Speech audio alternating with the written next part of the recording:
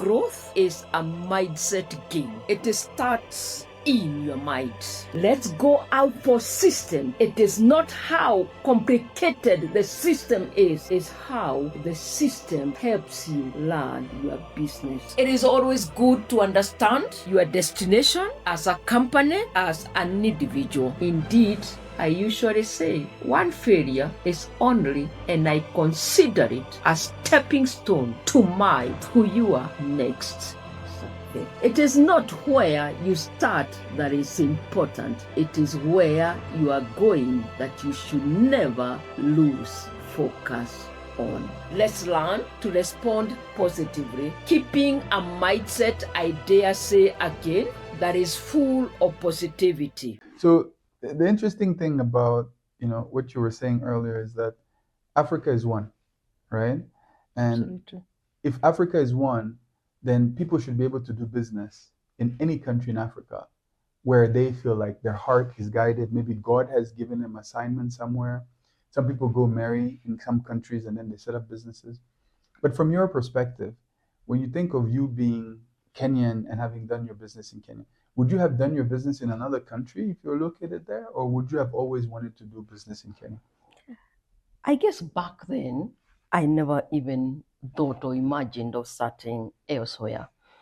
I believe then the world was a bit limited. But remember today, we are looking and thinking of the world as a global village. Definitely. So as much as we even talk about Africa, I think the world is even bigger than Africa. So for me today, I want to think of myself, and especially the generation that after us, that one, Kenya is too small. Okay. Probably Africa is also too small. Definitely. We must have a mindset that truly, truly wants to invest worldwide. Okay. And as we want to invest worldwide ourselves, I think it's a good thing to also create an atmosphere, an environment where we also allow every African, every citizen in the world to also invest in our country. Definitely. Yes. Definitely. Yeah. That's interesting because me being a Guinean, in the history of Kenya, I'm actually the only one, or maybe one of the only ones, who has invested in business here, who has built a business here, who has built a personal brand in this country. And the funny thing is, every time I meet Kenyans and I introduce myself, first, my name is hard to say for a lot of people. Yeah. Then also, they're like, Guinea-Bissau? I'm like, no, it's Guinea, right? And then you have to explain the difference. Where is it, right? Because many people don't know West Africa. But for me, I came here with a vision, right? I was fortunate to be part of the YALI program. And then doing my internship at IBM, I was asked to do research on innovation ecosystems in Africa. This was in 2014. And as I was doing the research, I fell upon the Kenya Vision 2030. I fell upon the 2010 Constitution, which was considered as one of the best constitutions in the world because of the people contribution, the public participation. And then I looked at the dynamics of the economy. It was very diversified. It was attracting a lot of foreigners. The UN office is here, so you have foreigners from all over who come to do business for tourism, the Great Migration. So to me, Kenya had all the ingredients. Government policy that is favorable for innovation. You have an entrepreneurial spirit of the people. You have financing that is coming from everywhere. People can come and live in Nairobi like they're living in London. So I came with the vision that I want to be a part of that. I wanted to help Kenya become the hub of innovation. And it's in that journey that at some point we met, whereas you acquired one of our businesses. You actually sold me your business. Exactly. Yeah. And that transaction allowed me also to get to know you better and to know that in the jungle of Nairobi, because when I came, I fell in the jungle. I was conned, I was scammed, I was taken advantage of, I was lied to. That's Kenya for you. That's Kenya, exactly. That's what they say. Welcome to Kenya, right? So if you've not been conned, if you haven't been, and that's what we want to change, but right? You're not that bad. I'm not that bad. Yeah, we are not that bad. We're not that bad. Yeah. It's worth the pain. Yes, you know. So it took me time to learn, right? To get my stripes, to learn the ropes, and to know that Kenyans really value excellence. They value someone who delivers on their word. They value results because there's a lot of scammers. So the more I was doing very well what I was doing, the more Kenyans respected me. And ultimately, we did contribute to making Kenya the hub of innovation in Africa. Yes. I've been training, across all the hubs, a lot of entrepreneurs. But doing that transaction with you and building up to that, learning how to build a business that someone else can buy, and then doing a transaction with someone who tells you, you told me during the transaction, you said, I don't do business when the two parties don't win. Yes. Right? It's a relationship. It's a relationship. You should always look for a win-win situation. And by so doing, you plant the right spirit. Yeah. The right spirit of success and the right spirit of desiring the good of each one of us. And that's very important. Yeah. And that marked me because I rarely met people in Kenya who, when there's a difference in age, when there's different in size of business, because you're running an empire, 600 employees, one of the largest companies in Kenya and in East Africa. We were a tiny company, right? Young people with a vision and all. But you allowed me to believe that I could also grow to be at that level if I had a particular mindset. And to me, that changed my outlook on business moving forward. I was confident that, yes, there are ethical business leaders in Kenya, and there are ethical big business leaders in Kenya. Your business operates across 10 different sectors or subsectors, all consumer facing. None of them are dependent on government tenders or on kickbacks or anything that is easy. Yet we could if we wanted to. But remember, and I have always told you, Samchi Group is based on a foundation that is where the values are very strong for us. And for us, that is more important, and we can't exchange it for any amount of money. And because of that, sometimes we find it extremely difficult. I wish the environment was better, because corruption, in a way, doesn't make it easy for people who want to walk a straight and narrow. And sometimes we run away from it, and it will still locate you somehow. It will find you somehow. It will find you somehow. It's like the oxygen. It is tough. And I guess that's why we made a decision that we want to be consumer based. Yes. When I give you my product, I give you airtime, I give you my service in my hotels, I give you financial services. We exchange services, we exchange products. And it's value. Value created for the value, customer. and it is value. It's value for you, it's value for me. Definitely. Any other side shows that where we are creating a fake value, somebody somewhere for somebody who has not been put in a lot of work in it. We sometimes feel that's a difficult direction to take. Yeah. Yes. And I think for you too, the fact that your business bears your children's name, right? There's that. Yeah. It's like, some people say my business is my baby. That's not how I see how you do business, but my name and my children's name is my legacy. Yeah, and it's on the line. It's on the line. Yes.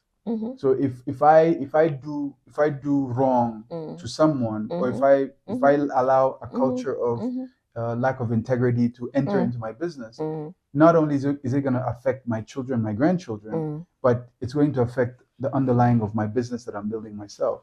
And that's very deep, because as you know, life is spiritual. It is. You cannot attempt to do the physical and ignoring the spiritual. And because I am a woman of faith, there is no denying about that. I am one of those people who know that things are first of all established in the spiritual, and then they manifest in the physical. And because of that, for me, generational or intergenerational relationships are very important. And I believe that what I role model for my children, first and foremost, who represent the young generation, it's very important, and it is a responsibility that we must carry with the weight that it deserves. It's important. That's very true. That's very true. Yeah. And that comes to, you've written 2 books. Your first book, Give Me My Mountain, that talks from, your journey from a single shop to building an empire. Your second book, Springs of Water, which also goes a bit back to, when you lost your husband and that time that you actually built the business, right? And where you had to really rely on yourself and your relationship with God. I know you have 2 other books coming. Yes. I Am Esther, which is your autobiography. I'm not sure it's my autobiography. Okay, so what would that be about? Sometimes, I believe in taking an assignment or starting a journey to the extent that you can understand it. And all the books, or the 2 books that I've written so far, I'm not sure I had fully understood the end from the very beginning. Okay. But for me, I believe, take the step, put your foot in the water to the extent that you can understand it. Somehow, when you start the journey, it will unveil itself, the end will unveil itself. Definitely. So yes, I Am Esther sounds like it's about me, but believe you me, it will not be about me. Okay. Most likely, it will be about the things I stand for. I was going to say those words. The things I stand for. But more important, I want to allow people to know that there can never be another you. There can never be another you. Okay. Because at one time, I had what I would call identity crisis. Okay. And you have mentioned about the loss of my husband, which I rarely talk about. But at that point, I was very conflicted as far as my identity was concerned. I guess because all along, when I was growing up, I knew my father has given me my name, and to a certain extent represent my identity. He owned me, so to speak. Definitely. I came from that village. Those were my people. I then got married and went to another people. Now you're the wife of the general. Yes, Madam I was. General. Yes, I was. A very powerful position.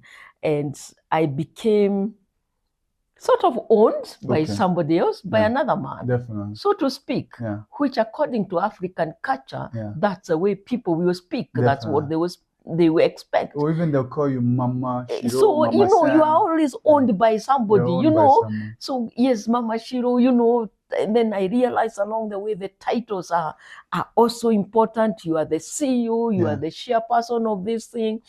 And all of a sudden, I wondered, whom am I now that I don't have this power of title that I thought was so significant? Definitely. And it took me about 2 years for me to call myself into a meeting and begin to ask myself the hard question, who am I? When all is said and done, whom am I? When the titles are removed from you, like that title, Mrs. General so-and-so, was no longer an appropriate title, yet I remain Esther, yet I remain Wajiro. I'm sure you don't know that is my Kikuyu name. Yet I'm the same person. Yeah. But somehow, you have carried yourself with an identity that truly is not yours. It's not yours. So that's what made me think and start thinking, I am Esther, I am Esther, I am I am me. Yeah. Regardless of what people think about me, there is something that is me. Yeah. And that's what I stand for. And that's what I stand for. I'm eager to read that book because I've worked with you on the first book. I had the privilege of being part of your team and thinking through, promoting. This became a very big bestseller in Kenya. Yes, it was. It was in all the bookshops. I think it shaped a very good generation of entrepreneurs. I read Springs of Water. I just finished it last week. Transformational book. Wow.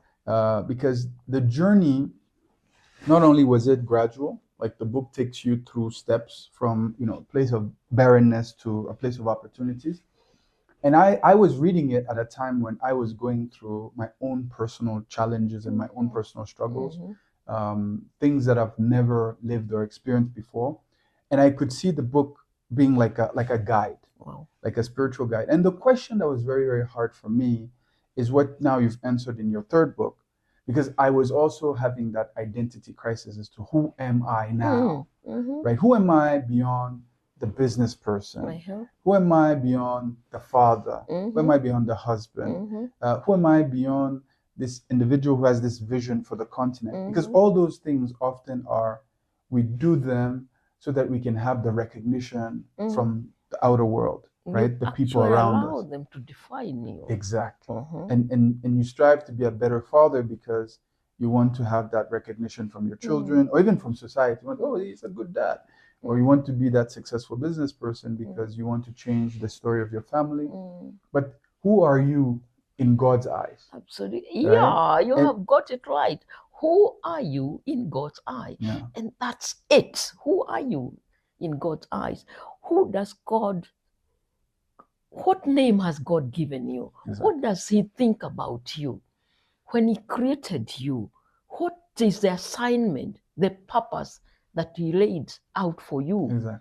You know, and when I discover that I'm who God says I am, believe you me, people can give me all sorts of narratives, all sorts of titles, but I'll never, and that's what I promised myself, never allow them to define me. I'm not saying titles are not important. Yes, I respect them that have titles. I mean, there is a place of honor and there's a place of giving honor to man and give honor to whom honor is due. That's important. But at the end of the day, each one of us has a value. Yeah. Have you ever thought of this, Chico, that if I cut your heart or you cut my heart, out of every human being, whether that human being is yellow, green, or black, it is blood that will come out of that. Always. And remove that blood from that person, in a way, it's like you remove the soul in that person. Definitely. And without that, it's death. Yeah. It doesn't matter where you come from. It really doesn't matter Rich, where you poor, come from. Yeah. Yellow, black. Yeah. And for me, the blood is the same. Simple as it is, it confirms to me that we are all equal in the eyes of God. In the eyes of God. It is man who tries to bring differentiation, probably by the level of success, probably because of the boundaries where you are born. I call them boundaries created by human beings. Probably because of the race, and the race was part of the game, so to speak, but it was never meant to be what will separate humanity in the world. You know, sometimes I think we are black because this place is very hot. The sun. Exactly. So it have become darker. I was in the coast. The sun is roasting. That's the reason. And then we are making a big mountain out of what was light in the eyes of God. To protect our skin from protect our skin. Okay. You know, this is a good segue because when I think about what we're discussing, you know, we're talking business in Kenya, but we're speaking from a place that we're not businessmen, right? Business is part of our work. It's an assignment. Absolutely, it's an assignment. And after I read the book, why I'm excited, because reading the book and, you know, the different, you know, the new journey that we're on today to help people, global investors, diaspora investors, have an easy and reliable gateway into the Kenyan market and Kenyan innovation ecosystem. The book helped me be ready for that new assignment, right? And in which way? Because when we think of the purpose of an individual, so let's say the purpose of this seat. Someone will say the purpose of this seat is to allow for someone to sit inside.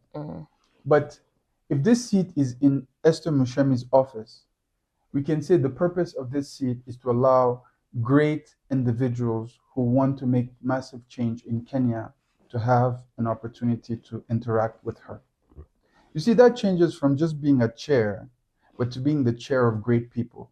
And when you believe that the chair is only for great people, God will only allow great people to come and sit in that chair. That's very true. Right?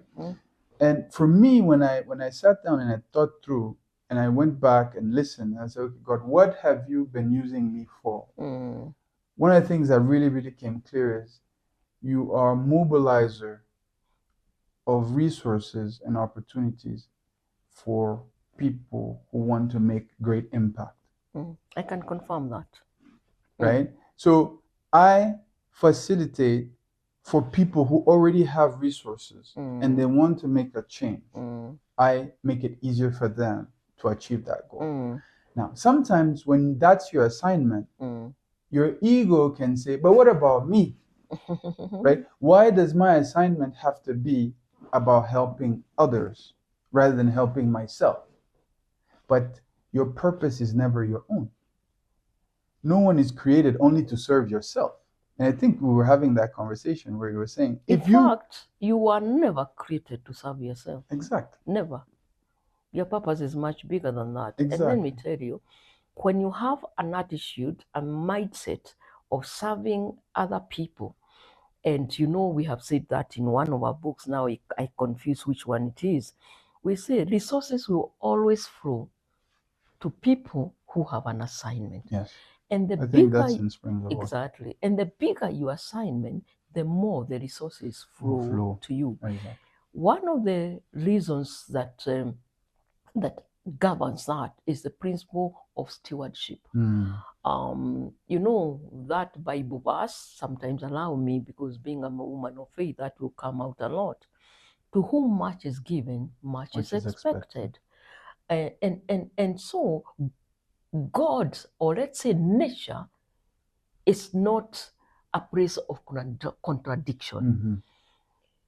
It cannot give you a huge assignment and then there are no resources. Somehow, if you align, it will come. And stewardship, let's just talk a little bit about that. It represents a growth. It increases with growth. Let me say it, put it that way. If you cannot be held accountable of 100,000 shillings, believe you me, no matter how hard you pretend to work, and I use that word on purpose, getting the million will be difficult. Will be very difficult. But the moment you learn how to be a good steward, how to multiply your 100,000, remember it is that 100,000 that becomes the million. But as a result of stewardship, good stewardship, then when you learn to grow the million becomes the 10 million, the 10 millions becomes 100, becomes a billion. What people don't appreciate and understand, it is the principle of stewardship that births and brings multiplication. I like that. So let's segue again into someone wanting to build a business or expand their business in Kenya. And I want us to use this stewardship as a good basis, because again, our belief is that if you are going to come to do business in Kenya, and especially you're going to do business with us, it means that it was your assignment as well to come and be that vessel, right?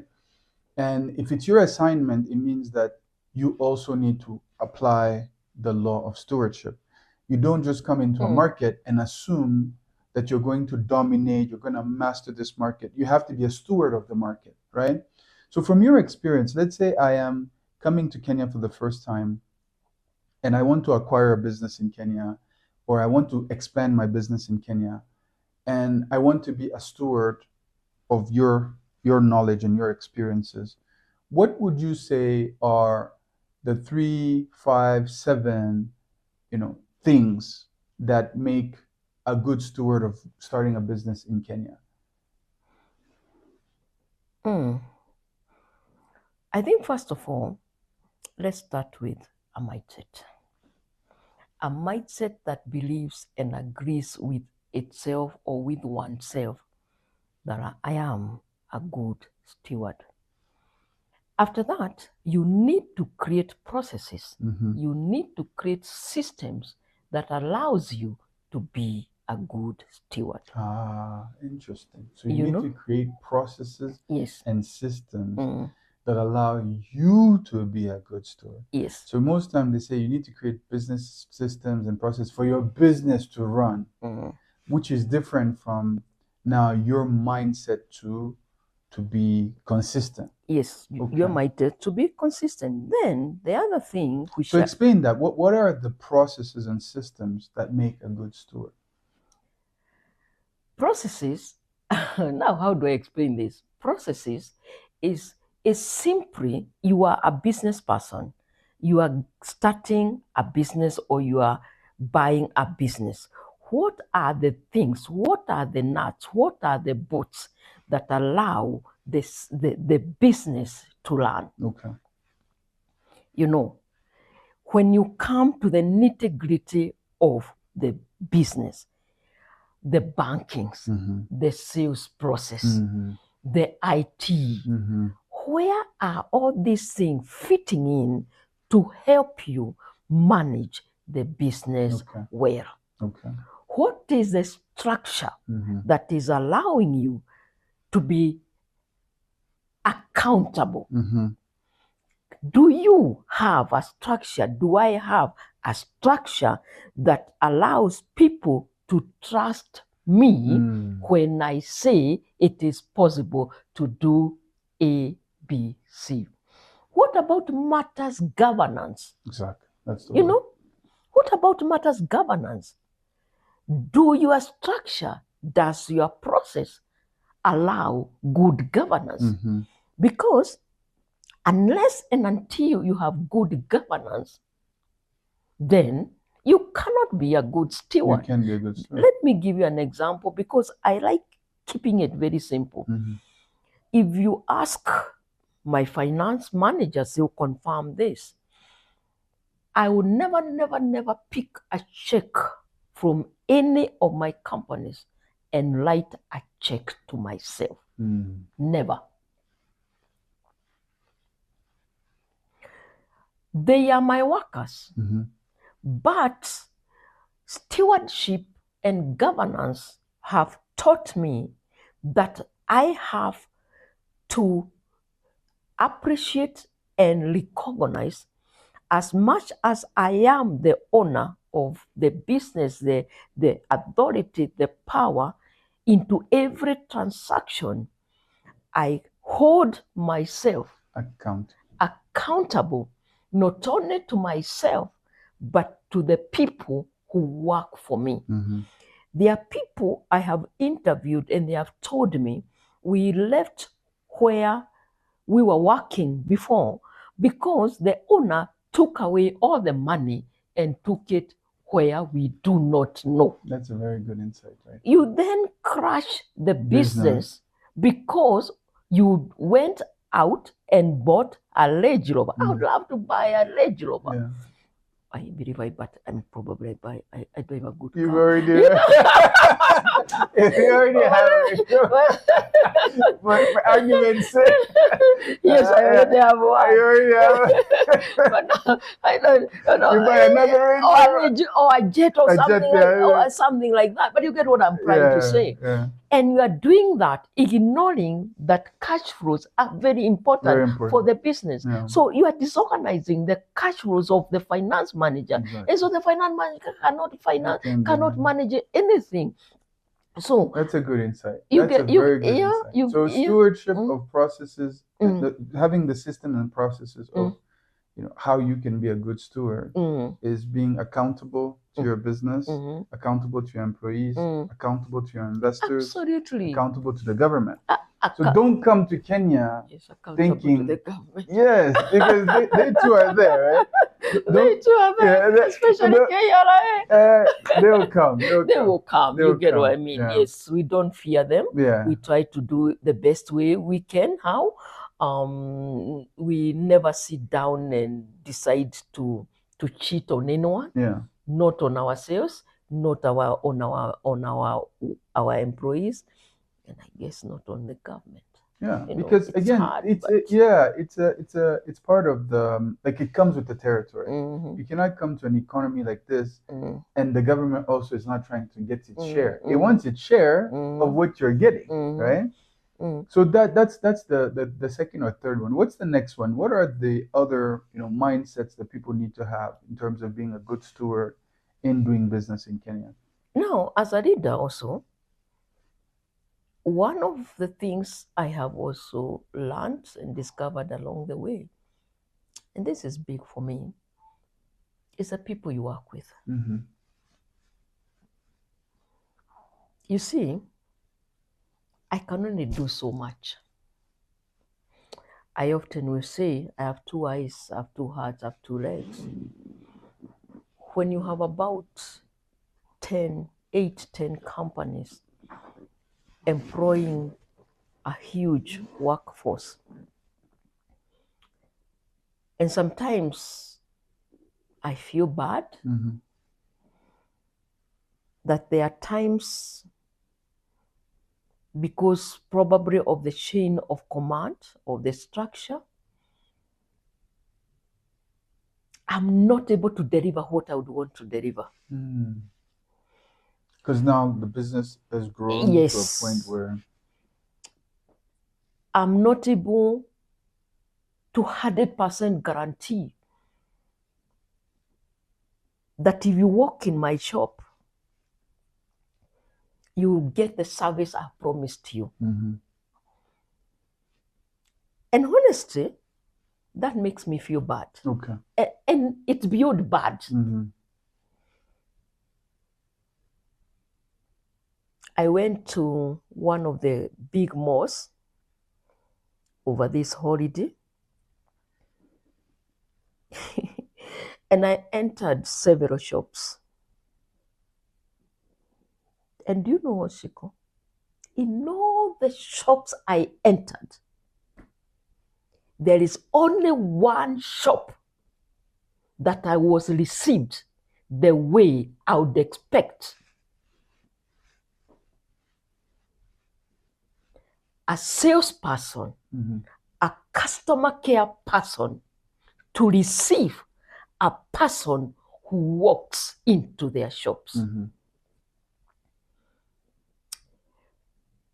I am almost sure some of them would have judged me by the way I was dressed. Definitely. I was in jeans. Definitely. Kwanza, those tattered jeans, so to speak. So I guess in their mindset, a person who has money would not just walk around in jeans. Would just not walk away that way. But I asked myself, Chico, I mean, honestly, there is no way I left my home to go in loiter in the mall.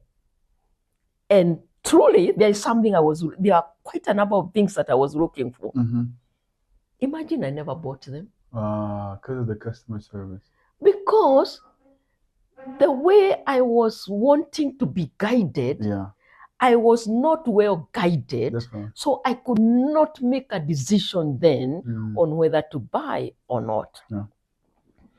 And as I say that, I am aware, I'm talking of that more, but I know if they came to mine, I cannot guarantee unless I'm the one that is in that shop. Honestly, if you find me in my shop, I can guarantee you get amazing, excellent service. Okay.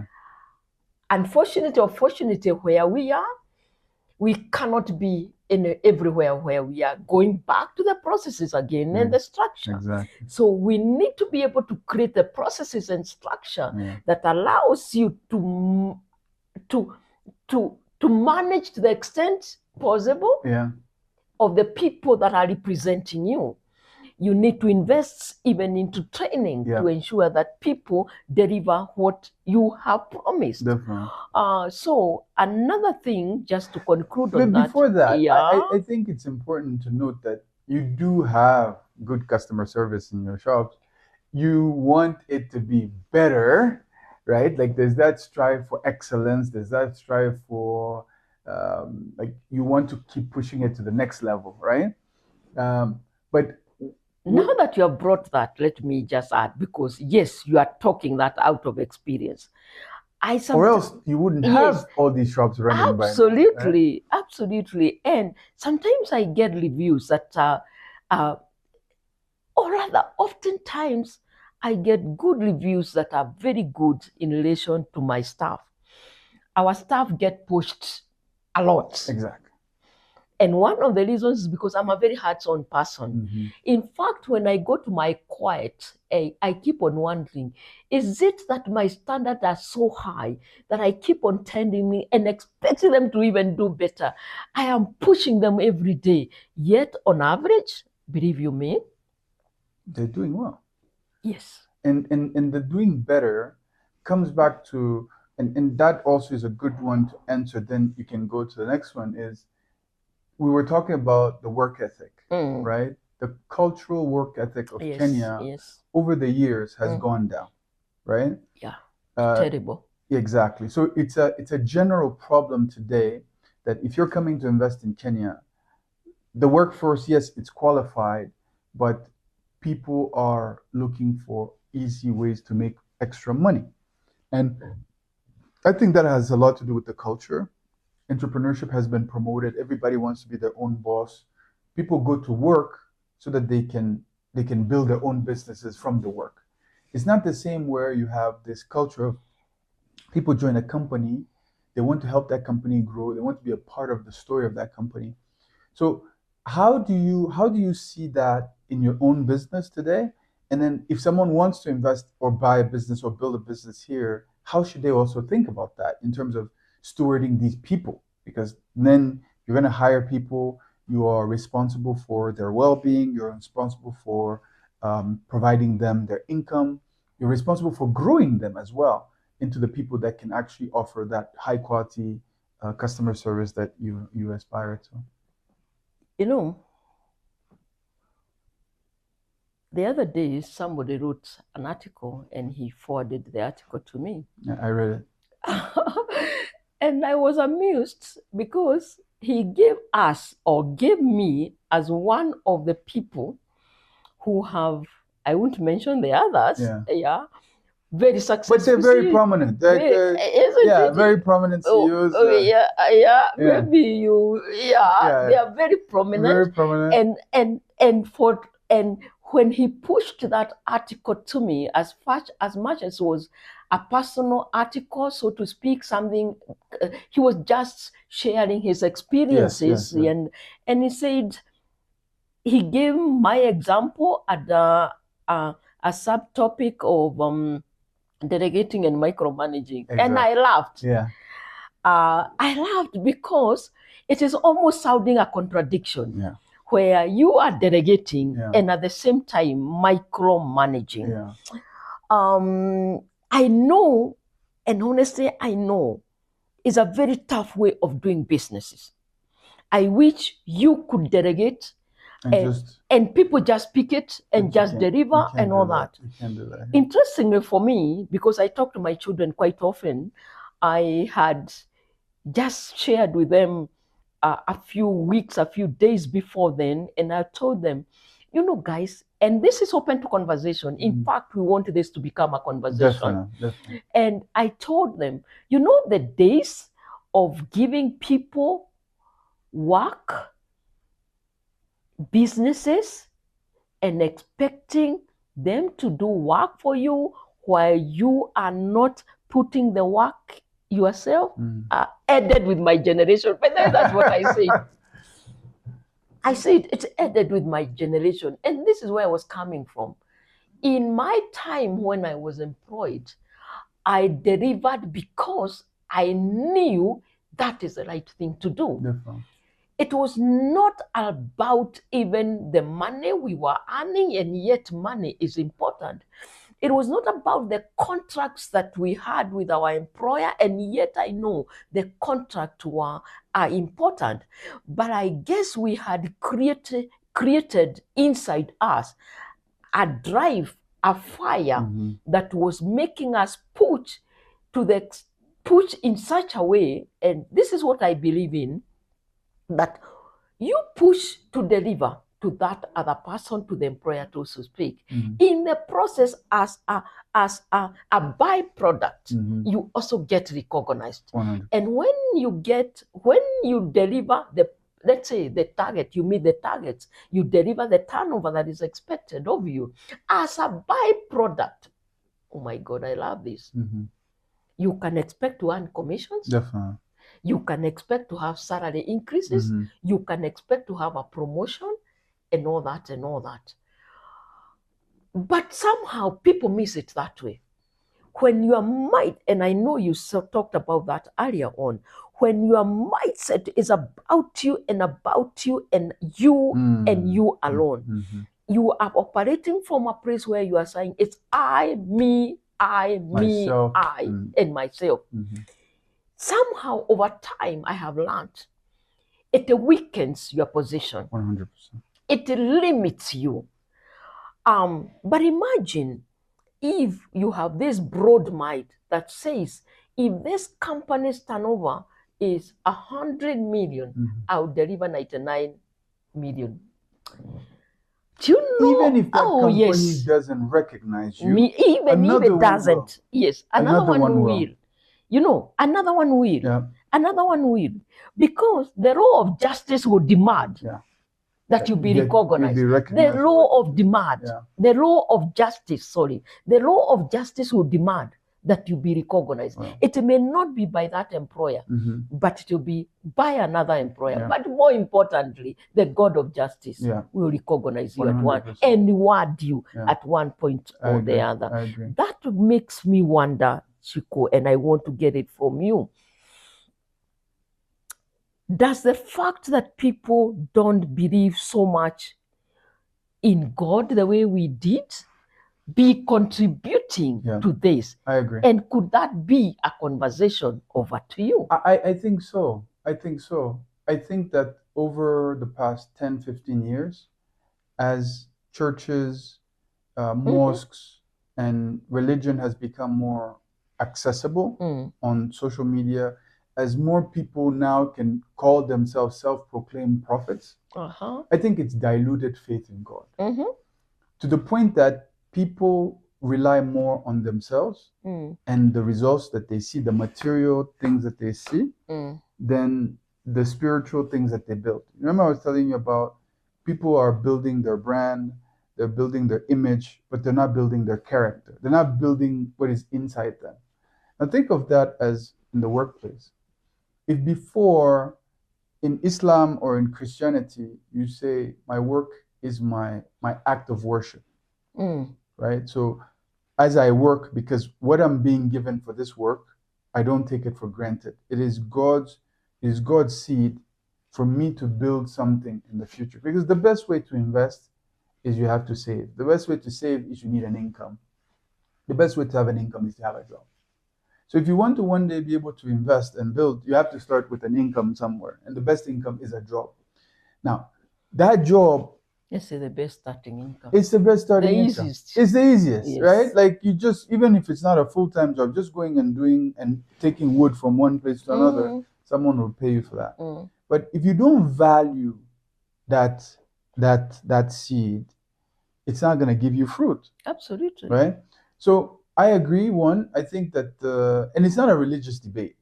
We're speaking from from entrepreneurs. It's not a religious debate. No, it's not. It doesn't mean because you are a pastor that if you start a business is going to succeed. It doesn't mean because you are a rabbi that if you start a business is going to succeed.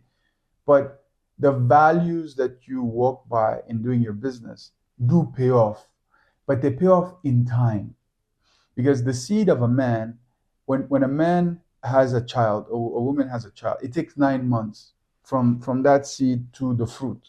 You can't accelerate that process, right? You can't say, okay, I'm going to impregnate 9 women and then they're going to give birth in a month, right? It's always going to take 9 months. The child of the cow also will take 12 months. The child of the elephant will take its time.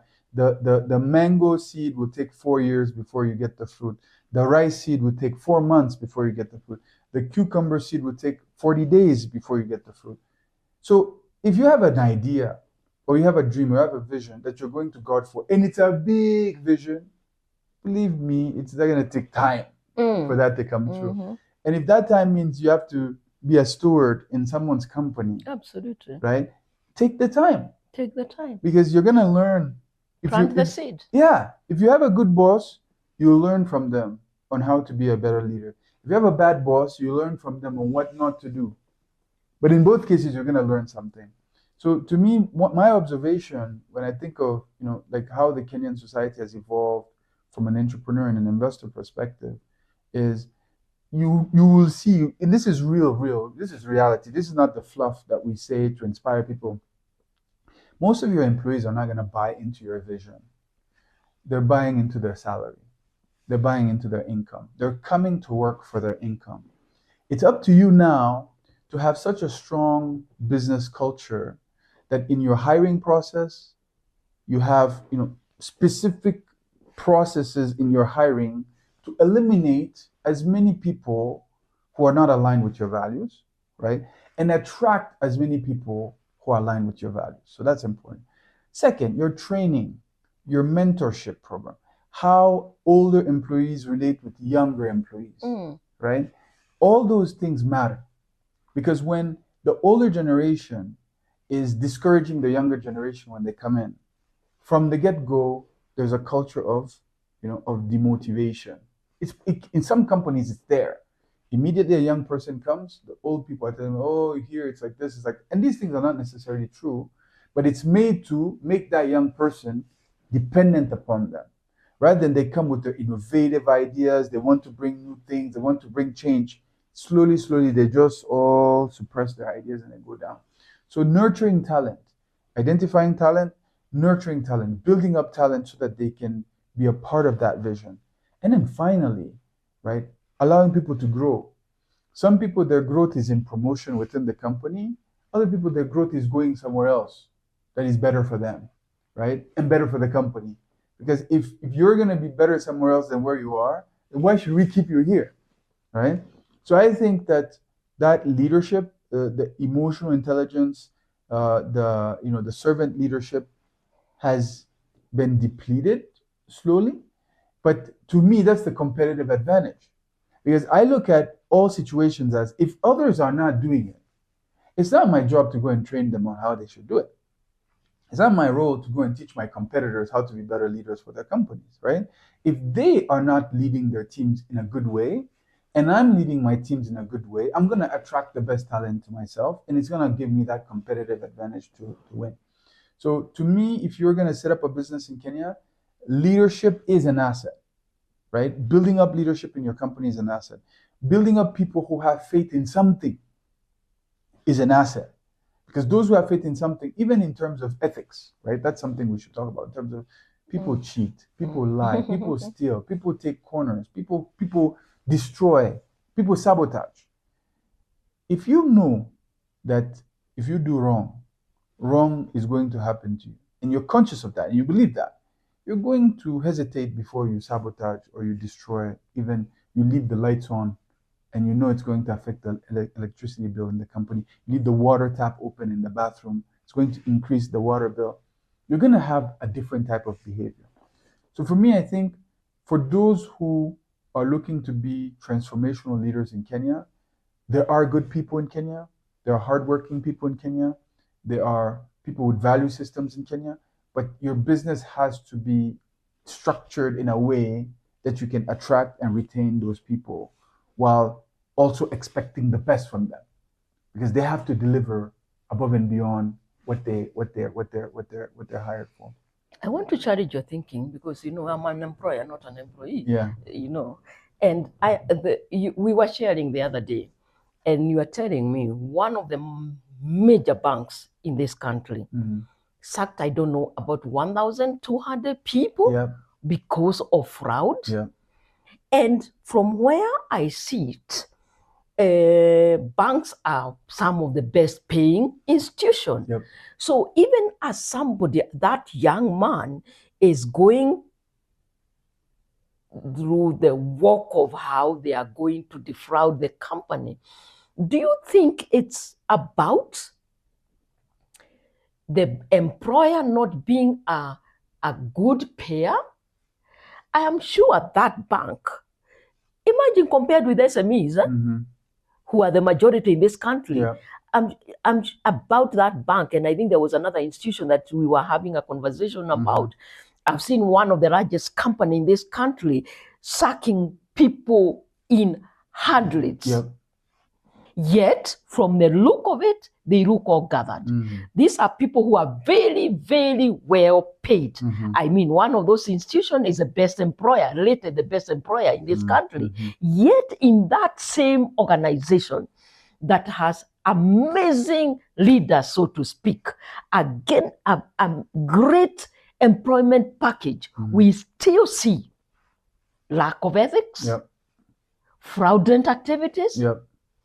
And therefore, sometimes I wonder, is it about the moral decay of the society? And I wonder, is it about the moral decay? You've said it. You've said it. You know, there was a survey in 2017 by the Aga Khan Foundation, 2018, where they surveyed young people, university students, and they asked them if they had the choice to be corrupt, right? And they found that more than 50% of them were willing to take a bribe or give a bribe if they were stuck in a situation where they had to. And if they bribed, they would get their way out. It's a fact, right? We cannot exclude the fact that the Kenyan business environment, there is a moral decay. It's a culture, it's even society. And as a foreigner who's lived in Kenya, who has family in Kenya, when you speak of it as a foreigner, there are many Kenyans who say, but it's the same thing everywhere, right? It's the same thing. Yes, it's true. Corruption is everywhere. There are some countries where the culture of doing things the wrong way is more prevalent than others because of the size of the economy, because of the need for people to survive, because of just even the phrase, this is Kenya, right? Like when you hear that phrase, if you've been here long enough and you hear that, you already know what it means.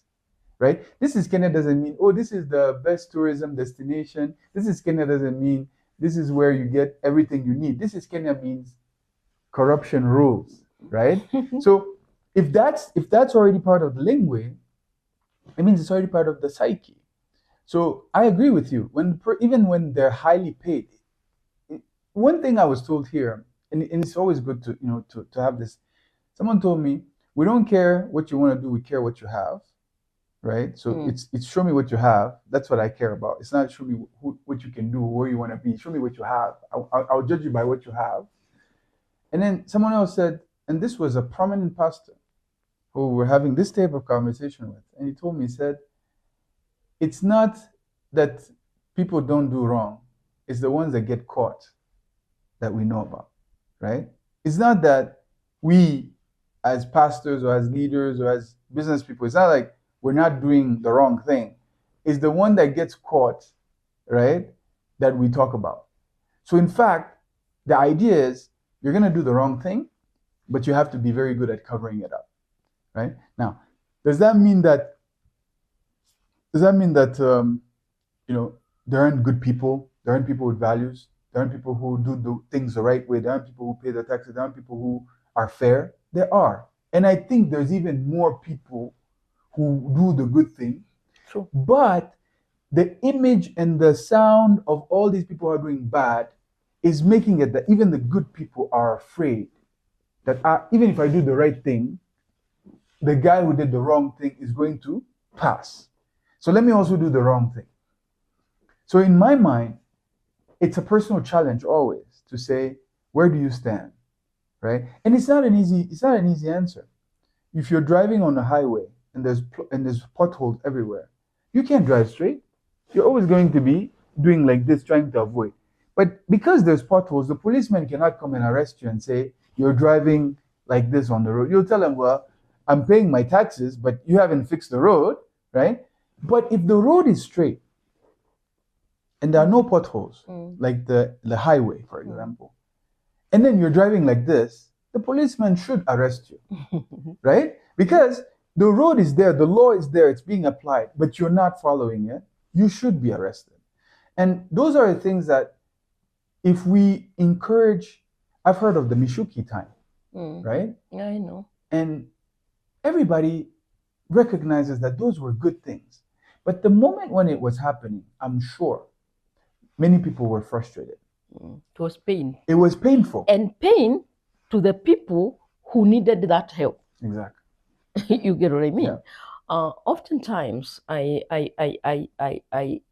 yes, because I'm an employer, and I employ quite a number of people. Actually, after this interview, I'm going to have, after this, I'll have another interview. And one of the things that I tell people is that my motive for employing you is right. Mm-hmm. I am employing you because I want you to be successful. Definitely. I am employing you because I want you to be an asset. Yeah.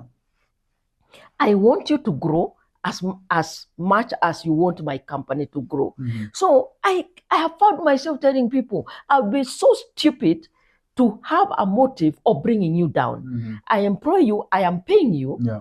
I am creating the environment for you, and then I want you to fail. Now how? Yeah. Does it make sense? It's like I'm sabotaging myself. I'm sabotaging myself. Yeah. But I've heard people say that there are people who sabotage others. Yeah.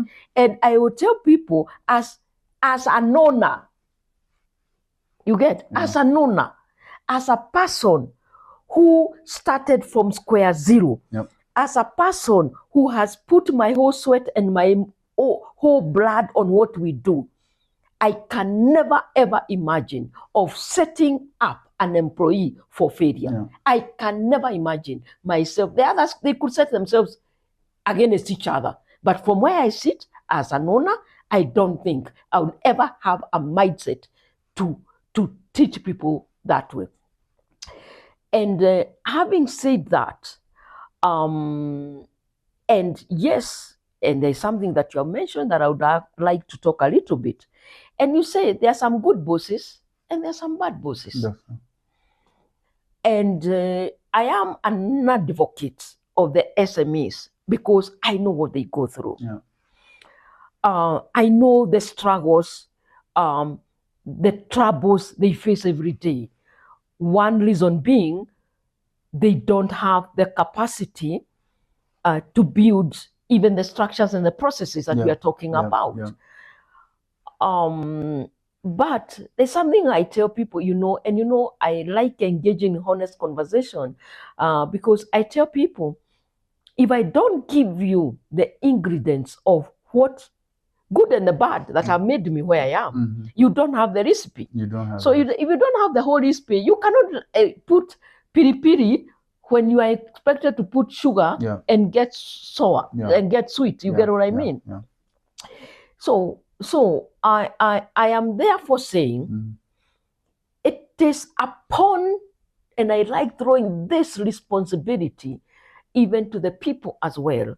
I may want to teach you, I may want to train you, I may want to expose you, but if your mindset is not prepared to receive what I'm giving, it is like whatever seed I am planting, it is falling on dry land, on a stony ground, on tarmac. So no matter how much you even water that thing, it can never germinate. It can never bring fruits, And this morning I received a call from even the person, I can't even remember who he was. He was trying to remind me who he was, and he made me think like I know him. And he was calling me to tell me thank you, that when we met I challenged him to set up a company, and now he is a successful owner of a company. And his words were, I want to thank you. You have molded us. Yeah. And I actually told my sister today, sometimes I feel very sad that I have impact out there and people pick what I teach them and what comes out of me. And sometimes people around you are not picking it. Definitely. And it sounds at times like a prophet is never recognized in the home. Definitely. And it doesn't feel good when the environment around you. It's not because you're a different person. Sometimes it's because of familiarity. They think they know you too well. It breeds contempt. It breeds contempt, isn't it? So instead of allowing themselves to sit under your feet and humbling themselves to learn, then the time that they spend with you as a leader, as a trainer, as an impactor, they live without getting out anything. I was telling somebody, I think yesterday, because I have 25 years behind me on entrepreneurship. I worked another 10 years or so, another 5 years in a small audit firm. And I was telling somebody, when I look, and I'm going to celebrate those people this year, I told myself, I have analyzed the people, some of the people who left me.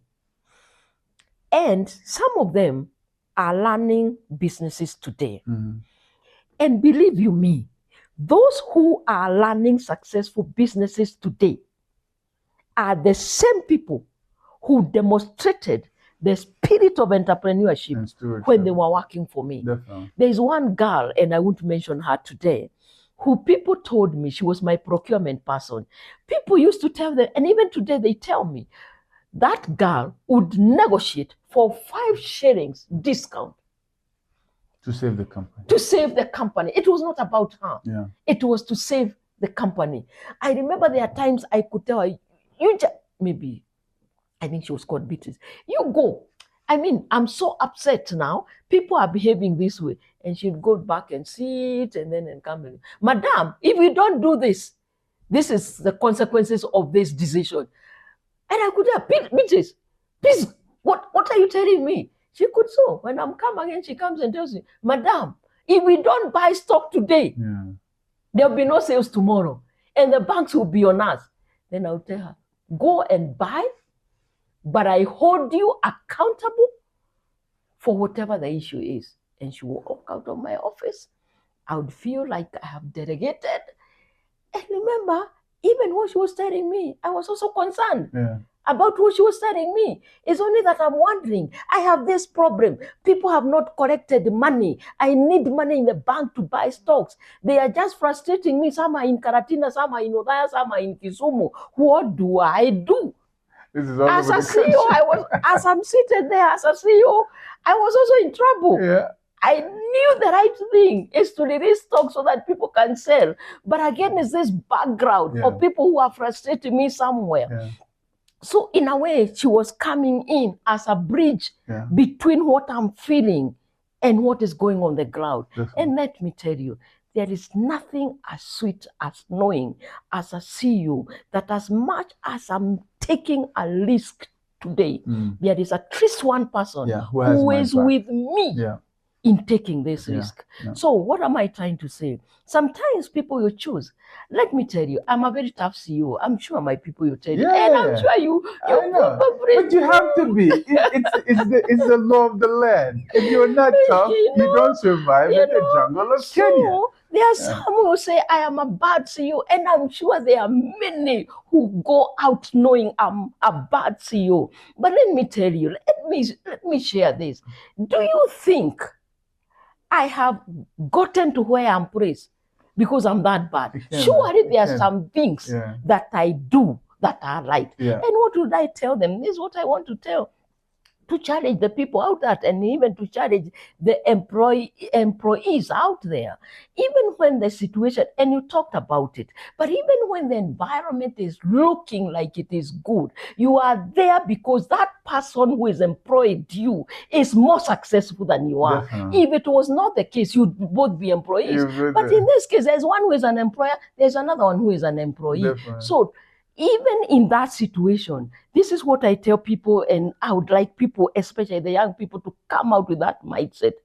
At least there is one good thing that I can pick from this situation. 100%. There is one good thing I can pick out of this environment. And then I want to back you in what you said. The bad ones, there are also lessons in the bad ones. Yeah. You can actually use them to say, if this is what it makes people feel, I don't think I would want to be that other person. Let me give you a personal experience a little bit.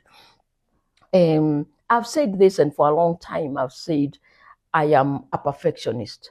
And what people don't know, being that is very, how would I put it?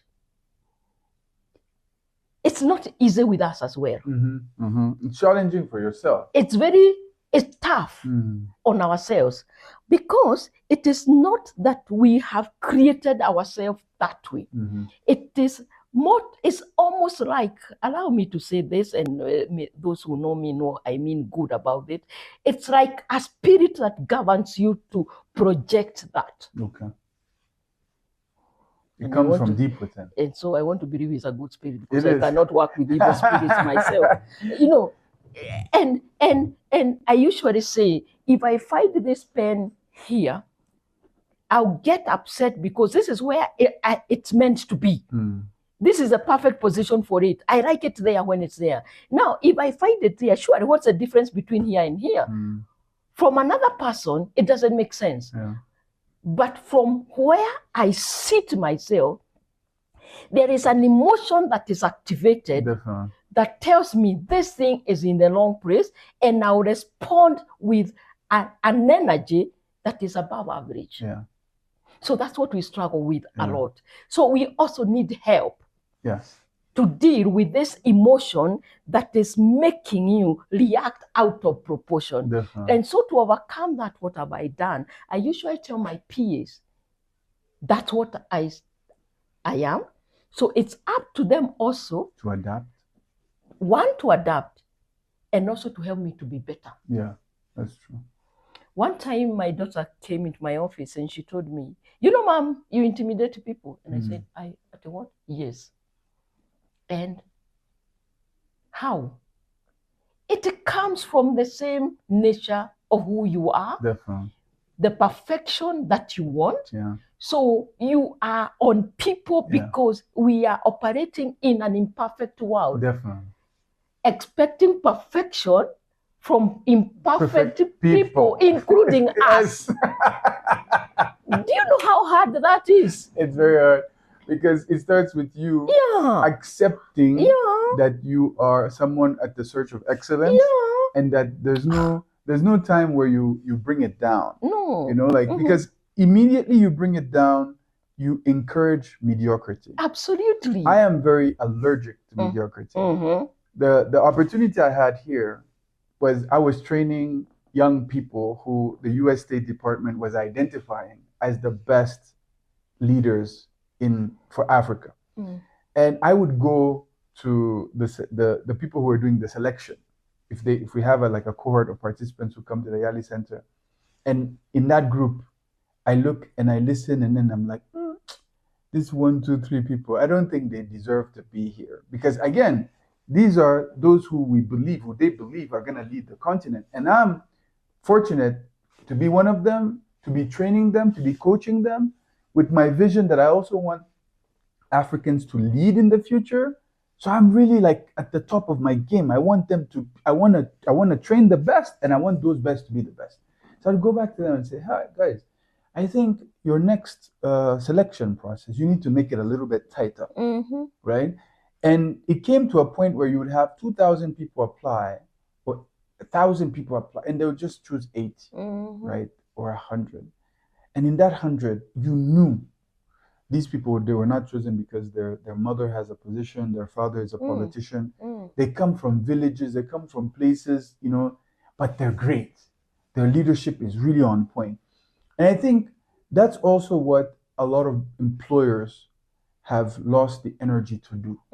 Because we're human beings. We wear out. There's wear and tear. Say that again. Right? And there's one thing that people need to learn a lot about is ego depletion. Is where your will, your willpower to continue being excellent starts to deplete because of the resistance and the friction that you face with people who are imperfect and mediocre. When you're surrounded by mediocre people, if you start a business in Kenya and you really don't put an emphasis on high quality people. Absolutely. And high quality people doesn't mean that they have all the experiences, all the knowledge. High quality people is high quality character. Their home where they come from, their parents spend time teaching them between what is right and wrong. Some people say, but those are not relevant. What about the skills? Skills are good, but skills can be taught.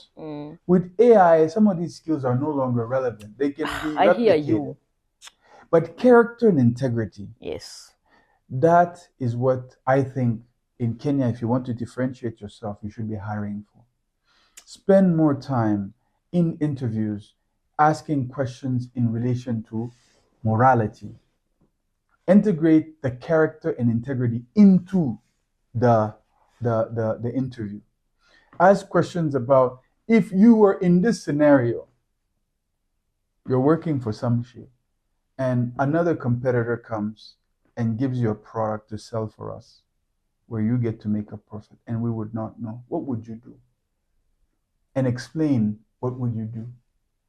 If someone has strong value, even if they're the best communicator, whatever, they tell stories. You know, you can tell stories until the story itself catches you in the story, right? Those type of questions lead people to make moral decisions. Maybe I would do this and that and this and that. It gives you an idea of how they think. Ask questions that put people in situations of conflict. If you are working in our company and you disagree with your boss, maybe they want to do something a particular way, or they give you an instruction and you don't think it's the best, how will you respond to that? When you're doing the interview for someone before you hire them and you ask them those type of questions, it allows you to know them better. Ask questions in relation to their family situation. People don't ask those questions. It's like, it's irrelevant to the workplace. No. In fact, now that you mention that, I advocate. Me, I am a believer of the family setup. Yeah. I'm not saying you always get it right. Yeah. And yet, there are people who will tell you it is not relevant. That tells you about them. You get. That tells you about them. Me, I'm interviewing someone. And somebody tells you it's not relevant. Your family is not relevant. I already know. I already know where you're going. Like, we're not gonna make it, because if I say we are a family, right? Like in the value system of your business, it's a family business. So it means that there are some problems we'll solve as a family, right? You can make a mistake and we can understand, but you're also not going to destroy the family, right? So let's finish this with a thought, right?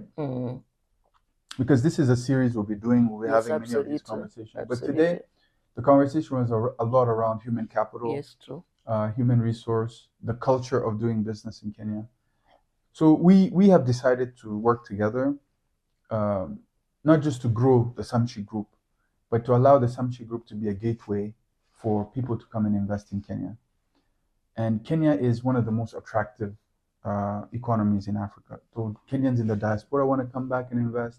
Global investors want to invest. Africans want to come and invest. So our problem is not that there's no customer. There's enough customers, there's enough partners, there's enough investors, there's enough everything for us. But as the type of people we are, what are we also looking for, right?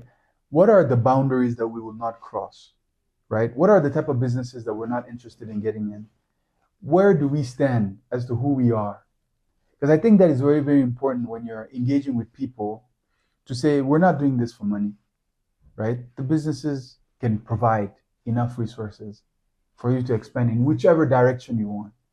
But the thing that has been, driving you over the past few years, and I've been a witness of it since the book came out, is about legacy, is about succession planning, is about the future of Kenya, is about the future of Africa. You've won global awards today. You've been recognized, global woman. in Dubai, you've been recognized. I don't think there's any award in Kenya that you need even anymore. Not in right. But maybe there's the spear, the president. All those things are good. Yeah, those are good accolades. But you don't have anything to prove. No, not so. No. Yeah, so it's not that you're doing these things. Writing a book is not easy. I've written a book. You've written a book. A book that sells is not easy. Mentorship is not easy. I heard some entrepreneurs say a few days ago that the time they spent going to talk in events, and it took away from their business, and their business suffered. So your business also pays the price of you going out and sharing your knowledge, right? But from where we're coming from, and the assignment that we have, which is to help grow African economies, help Africans, and succeed in Kenya, where would you say we stand? Where is the line that we toe and say, okay, this is what we stand for. This is who we are, right? Just like the book, I Am Esther, but this is also who we are and what we stand for. First of all, I want to appreciate you as a person coming from outside my country and who thinks highly of my country, my beautiful country, Kenya. You are aware that even our president has asked and called out for investment from Kenyans outside and the diaspora, so to speak, and from the general international public. I guess at times when he is talking about international investors, he is talking of the very big and the very mighty. Mm-hmm. But there's one thing that I know. 80% of the employment in this country comes from the SMEs. Yeah. I dare say that put together, they are a major, major contributor to this economy in one way or the other. Mm-hmm. I believe I am a significant of one of those. At least that's what I think. That's what it is. It's a fact of the largest dealership across the country. Exactly. And to the extent that God has allowed me to, I want to continue playing my part the best way I know. And when we are speaking with you, and you told me about the challenges that people go through, especially when it comes from a person who has gone through those situations, those circumstances, I felt I want to be open to conversations with people who are wanting to be investors in this country. If there is a way I can guide them, mm-hmm. I know the government has policies. I know the government has institutions that talk to the investor. But it's one thing being spoken to by somebody who has not done the work. Has not felt the pain. Have not felt the pain. Has not lost the money. Have not lost the money, which I have lost of it. Have not woken one day and found that there is a go-slow in your business, yeah. And you don't know where it is coming from. Yeah. And you have to deal with them, and you have to deal with Leo's situation is another thing. And I think that's the gap. If the opportunity avails itself, that I would want us to pray. And I like this partnership with you because, first of all, you are learned, you have done research, you have experienced it, and I can only come and add on to what you have done, and you can only come to add on what I have experienced. Now, we are very value-based. Definitely. And that's very important. And have examples of businesses, and I won't mention them today, that I have left on the table just because they have conflicted with what I believe in. Integrity is very important from where I sit. Integrity and honesty, very important. Fairness and equality. Focus and consistency, i.e., we are not a hit and learn sort of entrepreneurs. Mm-hmm. We care about understanding what's your vision. And for us, it's not about how big you start. Mm-hmm. It's about how big the goal, the objective is. Definitely. Do you allow what you are thinking of doing? Will you allow it to grow? And as you allow it to grow, we let observe ethical practices. Mm. We don't care about humanness, I call it. Mm-hmm. We are very strong on spirit of entrepreneurship. In fact, I say, and I've said that sometimes I say this to continue convincing and convicting myself, mm-hmm, that I will not engage in a business that doesn't employ. If a business is about me, it's about me making lots of money, but I'm not sharing with the society. Definitely. For me, I will not engage, that I can tell you. Mm-hmm. If a business in one way or the other, and we cannot exhaust this list, mm-hmm,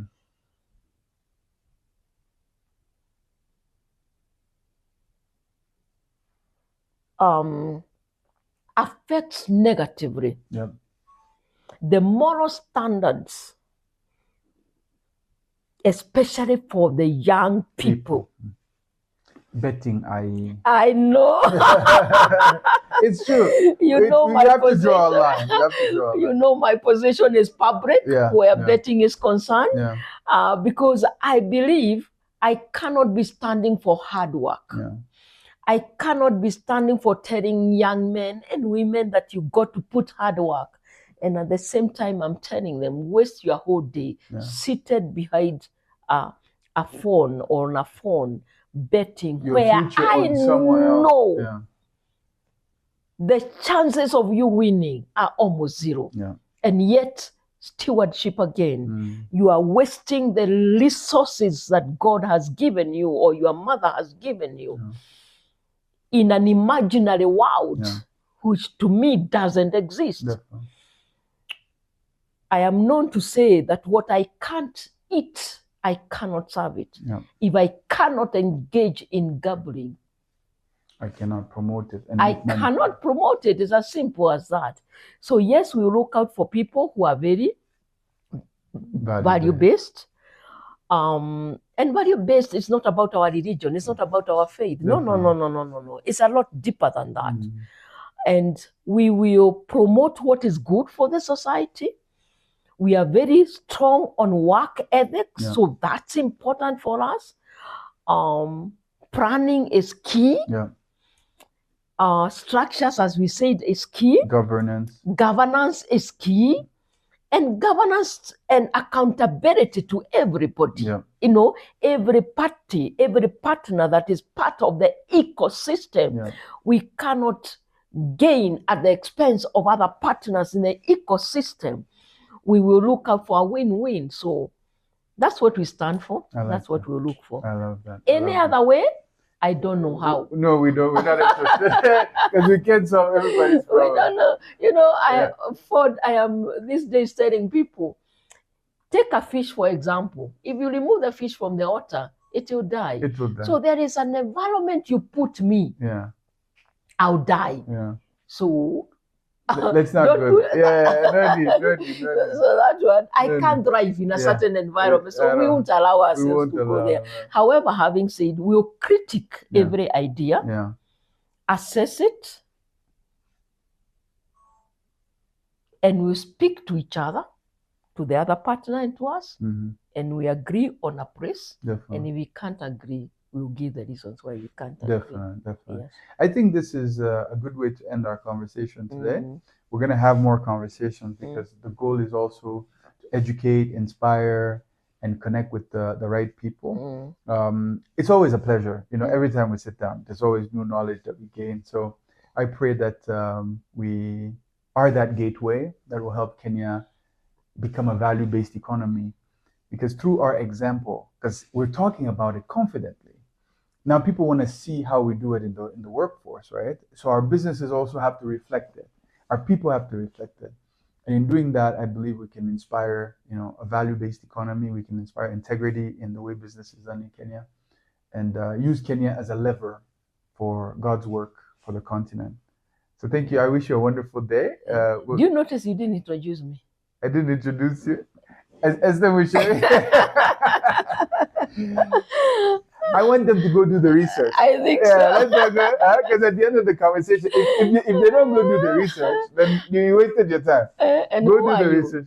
My name is Amadou Chico. I'm the CEO of Influx Capital. Yeah. I mobilize diaspora capital so that we can invest in dynamic industries. And I am a friend, a younger brother, a partner to Esther. Always inspired by her work. We want to grow up and change the world so that more entrepreneurs like you can be able to flourish. And we're open. We're open to business in Kenya. As you've heard, our values are very, very clear. We're looking for people who want to transform the economy, who want to bring something new. Because also one thing, scalability. Yes. Scalability is very important. It has to be a business that can be, touch many different parts of Kenya.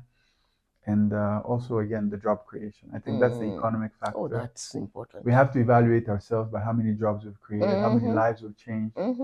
And I think also from a personal level, we want to do business with people we can have these conversations with. Exactly, and laugh about it. Exactly. And when we make mistakes, we laugh about the mistake because we never delivered it. Exactly. You get, Yeah. Well, I wish you a wonderful day. Thank you. I know you have interviews and meetings and all. Thank you so much. I appreciate it. Perfect. This is the beginning of a very long journey. Yes. And you tell me, who are the people you think that the people who are watching this should also learn from? Who are the people who we should bring into this conversation? I think the parameters will be the same of what we are talking about. They have to be people who are value-based. They have to be people who we are either better or equal in law modeling of whatever, because we cannot introduce conflict in this conversation. Definitely. So we'll think about that. Definitely. And yes, we'll invite people Excellent. to share their experiences with us. Yes. Perfect. Perfect.